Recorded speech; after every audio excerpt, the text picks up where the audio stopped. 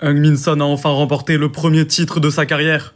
Et là, je vois tout le monde faire des vidéos sur lui, en disant qu'il le mérite amplement parce que c'est un énorme joueur. Alors que moi, personnellement, je l'ai toujours trouvé extrêmement faible. Non, je rigole les gars, ça c'est ce que j'aurais dit si j'avais commencé à regarder le foot cette année. Parce que c'est vrai que cette saison, elle a été difficile pour le Coréen. Mais j'ai très bonne mémoire et je me rappelle de ce qu'il faisait dans le passé. Et Heung-min Son, c'est juste un joueur exceptionnel. Je pense que c'est d'ailleurs le joueur le plus sous-coté de ces dernières années. Et vous savez, moi je l'ai pas découvert à Tottenham, mais au club d'Hambourg en Allemagne. Je me rappelle que j'avais regardé un de ses matchs par hasard contre le Bayern Munich. Et à ce moment-là, j'ai tout de suite compris qu'on aurait affaire à un des meilleurs joueurs du monde à son poste. Heung-min Son, c'est un joueur rapide, un joueur qui provoque énormément, et qui possède une super qualité de frappe, que ce soit du pied droit ou du pied gauche.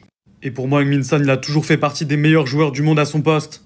S'il était brésilien et qu'il s'appelait Soninho, croyez-moi qu'il aurait eu beaucoup plus de buzz. Et là, en vrai, je vous dis que cette année, il a pas été bon. Ce qui est totalement vrai, mais en réalité, c'est pas de sa faute. Il s'est retrouvé dans une équipe malade. Et dans le football, tu peux pas réussir tout seul.